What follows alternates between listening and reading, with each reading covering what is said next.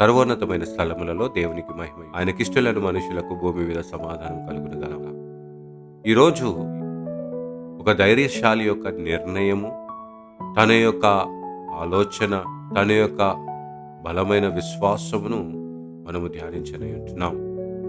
లూకా సువార్త 1వ అధ్యాయం 38వ వచనంలో, ఇదిగో ప్రభువు నీ దాసురాలను, నీ మాట చొప్పున జరుగునుగాక అంటూ మరియమ్మ తన యొక్క గొప్ప నిర్ణయము తెలిపిన వారై ఉంటున్నారు. ప్రియులరా, నేను నా దానను కాదు నీ దానని, నేను నా వాడను కాదు నీ వాడని అంటూ నిర్ధారణ చేస్తున్న సందర్భంలో మనము ప్రభు సన్నిధానంలో ఈ మాటలను పలికే వారమై ఉంటున్నాం. దేనిని గురించిన ఈ మాటలను అంటూ గమనించినట్లయితే, మరియమ్మ తన గర్భమును గురించిన వార్త ఇతరులకు ఏ విధముగా చెప్పాలి, చెప్పిన వారు నమ్ముతారా, చెప్పిన వారు అర్థం చేసుకుంటారా అనే ఆలోచనను పక్కన పెట్టి దేవుని చెప్పిన మాటను నమ్మకము పెంచుకున్నట్లుగా మనం చూస్తుంటున్నాం. ఆ బలమైన నిర్ణయము వల్ల మరియా ఒక జీవితము ఎన్నో కష్టములు, నష్టములు, అవమానములు, నిందలు, ఆయాసకరమైన పరిస్థితులు తను చూస్తుందని గమనించినప్పటికీ కూడా, ఎరిగినప్పటికీ కూడా తుది శ్వాస వరకు తన నిర్ణయమును మార్చుకోలేదు అంటూ జ్ఞాపకం చేస్తుంటున్నారు. కాబట్టి నిలిచి ఉండటములోనే నిజమైన క్రిస్మస్ అంటూ తన జీవితము జ్ఞాపకం చేస్తుంటున్నది. రెండోది సౌఖ్యము. దేవుడు నన్ను పిలిచినాడు కదా, నాకు సుఖము, సౌఖ్యము, సమాధానము, స్వస్థత నాకు కలుగుతుంది అంటూ అపోహలలో లేదు. కానీ తను ఒక్కొద్ది స్థలమైనా కూడా తనకి దొరకక పశువుల పాకలో వారిని యేసుక్రీస్తు ప్రభుల వారికి జన్మనిచ్చినట్లుగా మనము చూస్తుంటున్నాం. అంతమట్టుకే కాక హేరోదు మహారాజు నుండి పారిపోయి ఐగుప్తుకు వెళ్ళినట్లుగా మనము చూస్తుంటున్నాం. ఇన్ని సంకటములను, ఇన్ని ఆయాసము తనకు వచ్చినప్పటికీ ఇట్టి సమయంలోనే దేవుని స్తుతిస్తూ, దేవుని మాటలను, వాగ్దానములను జ్ఞాపకం చేసుకుంటూ ఆ సంకటములోనే నిజమైన క్రిస్మస్ తను జరుపుకున్నట్లుగా మనం చూస్తుంటున్నాం. మూడోదిగా చూసినట్లయితే, మరియమ్మ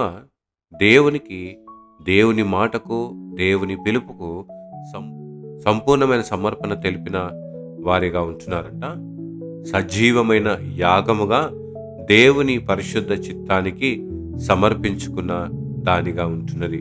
కాబట్టి ప్రియులరా, ఆ సమర్పించుకున్నటంలోనే నిజమైన క్రిస్మస్ కలిగి ఉంటున్నది అంటూ జ్ఞాపకం చేస్తుంటున్నది. కాబట్టి మొట్టమొదటిగా దేవుని యొక్క వాగ్దానంలో నిలిచి ఉండటంలోనే నిజమైన క్రిస్మస్ ఉంటున్నది. రెండోదిగా సంకటములోనే నిజమైన క్రిస్మస్ను వేడుకగా జరుపుకునే వారిగా ఉంటాం. మూడోదిగా సమర్పించుకున్న జీవితంలోనే నిజమైన క్రిస్మస్ ఆనందము మనము పొందుకునే వారిగా ఉంటున్నాం. అటు కృప, అటు సంతోషం, అటు సమాధానం ఈ క్రిస్మస్ కాలంలో మనందరికీ దేవుడు అనుగ్రహించునుగాక. ఆమెను ప్రార్థించుదాము. మహాగొప్ప కనికరం కలిగిన మా తండ్రి, నీ పరిశుద్ధమైన నామానికి వందనాలు చెల్లించుకుంటున్నాం. నీవిచ్చిన పిలుపులో, నీవిచ్చిన వాగ్దానములలో మేము నిలిచి ఉండి, ఆ నిలిచి ఉన్న విశ్వాసంలో నిజమైన క్రిస్మస్ను జరుపుకునే భాగ్యంను మాకు దయచేయమని ప్రార్థిస్తున్నాం.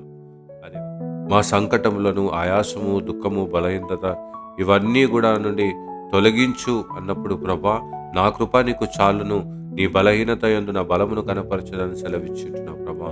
అందును బట్టి మా సంకటములో, దుఃఖములలో ఎదుగో ప్రభా, నిజమైన క్రిస్మస్ను ఆనందముగా జరుపుకునే భాగ్యం మాకు దయచేయమని ప్రార్థిస్తున్నాం.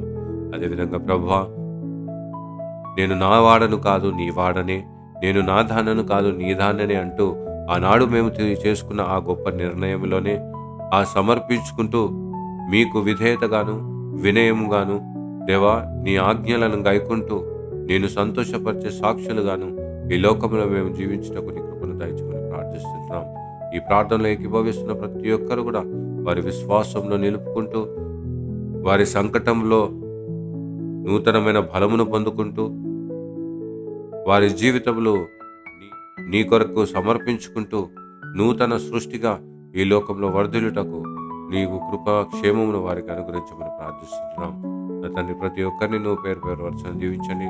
విన్న వాక్యముతో విశ్వాసంతో ఈ లోకానికి వెళ్ళి సాక్షులుగాను నీకు రాయబారులుగా ఎల్లప్పుడూ జీవిస్తూ విశ్వసిస్తూ నీ వాక్యమునందు విశ్వాసము నమ్మకమును దృఢపరుచుకుంటూ నేను ప్రకటించే సాక్షులుగాను సాధనముగాను ప్రతి ఒక్కరిని నీవు వాడుకొని మహిమ ఘనత ప్రభావం నీవే అందుకోమని యేసయ్య నామములో అడిగి వేడుకొంచున్నాం తండ్రి. Amen. God bless you all and have a blessed day.